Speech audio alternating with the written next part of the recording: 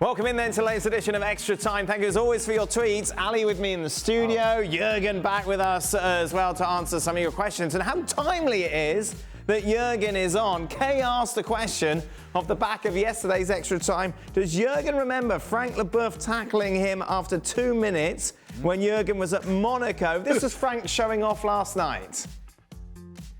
The only one that I tackled very hardly the first minutes of the game, it was our friend Jurgen Klinsmann after 2 minutes playing against Monaco because I didn't want to see him anymore, so I tackled it. I don't know if you remember that, but I did it, and I didn't see him for the rest of the game. It was mostly on the right side. And Frank as humble as ever, Jurgen. Do you remember being tackled by the great Frank Leboeuf? No. To be honest, no. I have to go back on YouTube and check it. And, yeah. No, but those days, the typical thing. Yeah, go ahead. Yeah, that was it. It's just like that was the basis of the question, in that central defenders thought they had a free one basically on the strikers to kind of scare them for the rest of the game. Did you experience that a lot? Yeah, the first 15, 20 minutes, you knew those days, we're talking about 20, 30 years ago. The defenders really kind of went after you in the first 20 minutes with fouls from behind. Because they knew in the beginning they will not be given a yellow card. It will take quite a while until they get the first card. There was no such thing than protection like today, or when you break through, then the last defender gets a red card. All those rules changed and afterwards. So it was a normal thing that you knew that, okay, the first 5 to 10, 15 minutes will be a bit harsh.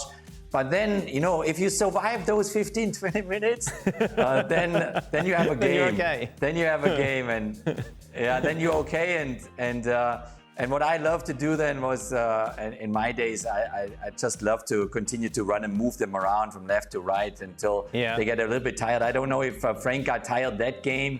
But I mean, those were the standards 30 years ago.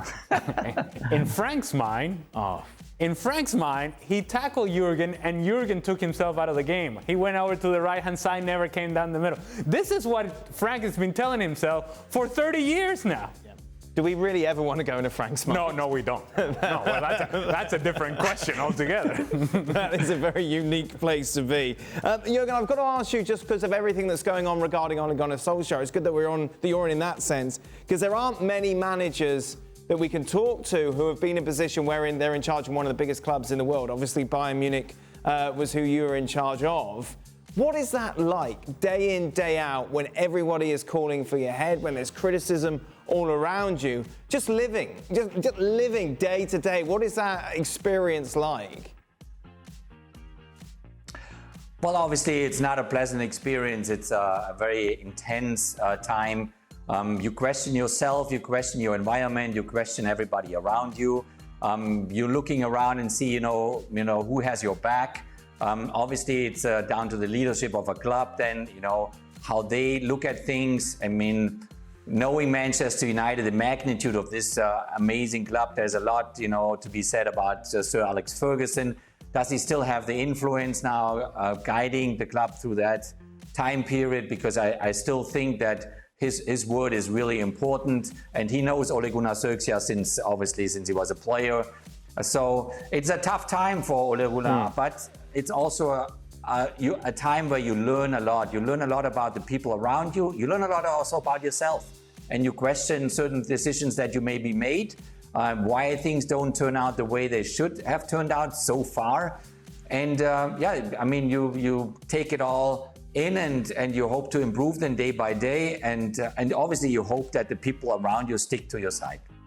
How much does it affect relationships with other people? And I'm thinking the fact that obviously you've got people going on the television saying that you should be sacked for Bayern, and indeed when you're here in the US as well, and then you see them on the street, Jurgen, how you doing? You're like, wait a minute, 5 minutes ago you were saying that I shouldn't be in charge. Can you kind of decompartmentalize everything, or does it actually affect you? No, I think it affects everybody because you're a human being, and you rather get a compliment, when you see somebody at the baker or the butcher, than getting insulted and getting told that you're doing a really bad job right now. But I think it's very important that you always remember that it's always kind of this specific moment that makes us people react a certain way. It makes us make certain decisions in that specific moment, maybe rightfully, wrongfully. But also in relationships with other people, you need to understand why they maybe say something. And you need to understand, or try to understand, why they say certain things. Maybe what is their kind of source of information? How do they look at your work, at your club, or whatever job you have? And also understand their reactions, because soccer is so emotional, positively and also negatively. And that's how I always looked at things, when people then made some remarks about me that I didn't agree with, or I felt a little bit offended. I always try to put myself into his or her person's mindset and understand why they actually said that, And I had over the years a lot of people that came along, or I met them again, and they said, 10 years ago I said something about you, which I actually think it was wrong, but at that time I thought it was right. But this is always about soccer. The next week or next month, things can look completely different again. And I hope for Ole Gunnar Solskjaer that it already this weekend will look different again. If the butcher had a go at you, Ali, you go vegetarian, wouldn't you, just to spite him? Oh no. I say, you better give me the best meat you got, buddy. We're gonna grill out tonight. Butcher. For both, Ali, what was the let's best? Go to the baker. Maybe better the baker. They're all getting it. What was the best stadium atmosphere that you experienced? Oh boy. Argentina was outstanding. Right. With the national team. Brazil was a different type of atmosphere because it was more of a celebration rather than the intensity of the game. The expectation that they were going to walk over. It's more of a carnival. Yeah? Yes, that we know we're going to win this game. We're going to enjoy it while we're doing it. It wasn't nearly that happy when we went to Argentina or when we went to Uruguay. But I would say that our rivals really were Colombia. Right. So the atmosphere in the games against Colombia seemed to be a lot more than just a soccer game. There's an element of history, that we're neighbors, that sort of relationship. And the fact that, for the most part, when we were playing Colombia, even though we may struggle against the rest of South America, against Colombia, we were getting results. What about you, Jurgen? Best atmosphere? Well, as a player, certainly it was the Milan derby, Inter against AC Milan, or also in London, Tottenham against Arsenal. That was an unforgettable moment. But I was actually 3 years ago, I went down to Buenos Aires, and that was on my bucket list. I wanted to see Boca Juniors play River Plate. And I've never experienced something like that before. I have to really admit, as Alejandro said, in Argentina, I mean, I always saw certain images on TV, but when I was in that stadium in La Bombonera, and when that game started, I thought, the stadium will fall apart. I mean, it was so crazy, so loud, so emotional, and everyone was so emotional, old, young, women, men. I mean, you could just look around, and I thought, this is unheard of. So it was an amazing experience to watch that game. To that point, in terms of the contrast with Brazil, that it was a celebration. With Argentina, there was a sense of aggression, right, in the stadium. And you could feel it as a player. It's intimidating to show up and feel that. Feel the love and passion that they have for their own team, but the aggression that they have against you. Yeah, the edge. That something's about to flip. That it's not going to take much for this stadium to go crazy. You sense that when you walk into Argentina and play with against the national team. For Jurgen, what was Oliver Kahn like in the dressing room? I grew up idolizing him as a kid. Oh, super professional. I mean, Oliver Kahn, from his early days on in his career, was an example of being focused, being right there at the right time, always zoomed in. Sometimes also maybe losing it a little bit because he was on a high aggression level with himself, also on the field. But an absolute outstanding professional. Scary, Oliver Kahn. Oh, yeah. aggression. He would scare me. It doesn't seem like you would do well against Oliver Kahn in anything. No, nothing. Hello, Mr. Kahn. Yes. Come this way. Please come here. Hey, it's great to see you. Do you need anything? Ali, what are your early memories of moving to the US and the culture shock you experienced? You were young, yeah? How old were you when you Well, when I first came was back in, I must have been 11 years old. And it was to go to 8th grade, essentially. Your parents sent you here to basically get an education in America. To learn English, and it was sort of an exchange program, if you will. I was coming here to learn English, play soccer, and there was nobody going to Venezuela, so not really an exchange program. It was more about... It was a one-way exchange. Yeah, it was one-way exchange. I don't know that my parents were taking any kids going over there anyways. In any case, I came here and I was dropped in school and essentially said, okay, go on. Which was, to be honest, the best way to do it because it forced me out of any sort of comfort zone. And if you want to eat at lunch at school, you got to speak English. Right. If you want to have friends, you got to speak English. But the one thing that really opened doors for me and has always opened doors for me and continues to do that is this most gorgeous, beautiful game. Right. Playing soccer. Because in being a little bit athletic, it just opened doors in terms of, hey, a PE, we'll take the guy who can run. Right. That guy can run. So it ends up opening doors for you of friendship, of relationships. Soccer has been wonderful to me. Wow, I would have cried at 11. Well, no, but you know, there are moments also of, you know, I was a little edgy back then too. Right, I see. And so those people that you don't care about, that you know they're not going to help you, that you know they're going to take advantage of you because you don't know the language, those people you get out of your life real quick. And you understand those that are going to help you. And the English teacher was my best friend because I needed to learn English quickly. Wow. Jurgen, you've been established in the US for a long time as well. What promoted that? Well, my first trip to the US happened actually when I played in the second division as a 19-year-old in Germany. And our chairman had a place in Fort Lauderdale. And we started the season really poorly, so we were second off the bottom. And he came into the locker room at one point and said, guys, if you get in the top 10 this season still, I'm going to pay you 10 days Florida. We finished 8th. Yeah. So here was our first trip. The whole team went for 10 days to Miami. And that's when I understood after those 10 days, I got to come back here. This is too good of a place, this country. And that's, at this point, I didn't know that I bump into an American girl in Europe then many, many years later and live here now since more than 23 years now.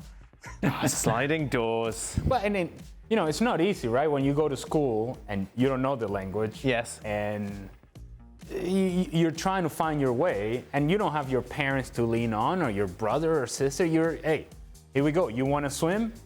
This is your chance. This is your moment. And it's amazing when you're pushed to that threshold, what your mind and your body allow you to do.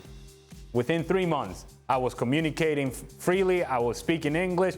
I was so very comfortable in my environment. But the thing that was the great equalizer was soccer. Yeah.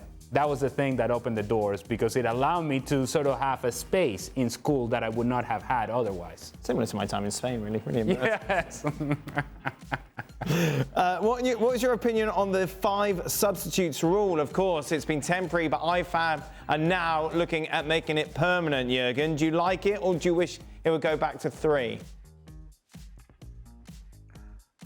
I mean, it's just my personal opinion. My personal opinion is I would like to see it going back to 3. I think 5 subs is simply too much. It interrupts the game. You can have it's just kind of something where I think it's a bit too much. And I would rather see it going back to 3. Yeah, absolutely. 100%. Yeah. Honestly, it changes the games in the way that they're played and not in a good way. When you think about it in these terms, when you're changing nearly half of your team, by the end of the game, you're looking essentially at a completely different story on the field. And part of, I think, of being a good team, a successful team, and being a good player and a successful player is levels of fitness. Is being able to perform in the 90th minute with some similarities to what you were performing in the first minute. you take some of that away when you have the ability to bring 5 players on the field. As a coach, though, Jurgen, would you prefer 5? Say that again, Dan? As a coach, would you prefer it? Yeah, also as a coach. I think 5 is just too much. I mean, you start thinking already at halftime, okay, so who should I bring on now? How should I change this or change that? And as Alejandro said rightfully so, you want players to go through tired moments, you want a decision being made maybe in the 80th, 85th minute from players that start the game and hopefully they make the right decision. So I think, 5 players, 5 fresh players getting on the field manipulates this whole process. And for coaches, I mean, then you come up and say, okay, you know what, I still have 1 sub left, and for whatever, gaining time or whatever, I kill the game off in the last minute. So you have too many things to think about. Instead of 3 subs is straightforward, and they need to kind of feel the right ones. But with 5, it's just too much of a choice.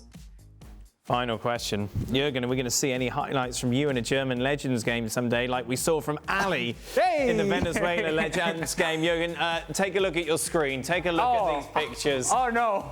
Oh, look at that. Look at that speed. Look at the change of pace. Hey, foul. Foul, ref. Foul. Hey, a lot of that, by the way. Look at the change of pace. Look at the change of pace. Get there. Come on, legs. Foul, ref. Fantastic. Fantastic. How about this bike? Yes! You thought you were off the air here. Yo, jump, baby. Oh, look at. Hey, by the way, they gave me a yellow card for this, Dan. Yeah. Give me a yellow card for this, Dan. Thirdly, your foot. No, not at all. Look, you're shouting at the pool. Yeah, I'm yelling at the referee. I'm yelling at the other guy. Oh, head's gone. That's it. So, Jurgen, do you think Ali would make it into your pickup game of a Sunday morning? No, definitely. With that bicycle kick, anytime. Yeah. Yes. You see the standing leg. It was more of a tricycle, really. Right. I really thought I had jumped, Dan. Yeah. Honestly, the more I see, I thought I had jumped. In my mind, in my heart and soul, I thought I had jumped. Jurgen, Ali spent most of the trip telling me about this match that he was playing. and he kept saying, in my mind, I knew what I wanted to do, but my body couldn't get there and do it. Do you have the same sort of issue? Yeah, every time we play, we obviously play every week, here with an over 50 team. And every time this thought is coming up, your mind wants to do certain things, but your body is not following you anymore. And the worst is actually with that bicycle kick from Alejandro. I had a similar situation there. And I saw this cross coming and I said, oh my God, this is a perfect cross for a bicycle kick, but please do not do it. Do not do it. But actually, I ended up doing it. But my back was sore for quite a while. So was it better executed than Ali's? It was a goal. Yeah, of course it was. Well, okay. Well, I mean. On that note, we say thank you very much to Jurgen. Come on, Jurgen. Ali as well. ESPN FC killing me, back on Jurgen. your screens tomorrow. Be sure to join. Oh, I was happy I made contact, to be honest. No. Slightest contact. Well, thank you very much for watching ESPN on YouTube. For more sports highlights and analysis, be sure to download the ESPN app. And for live streaming, premium content, and let's not forget as well, ESPN FC 7 days a week. Subscribe to ESPN Plus.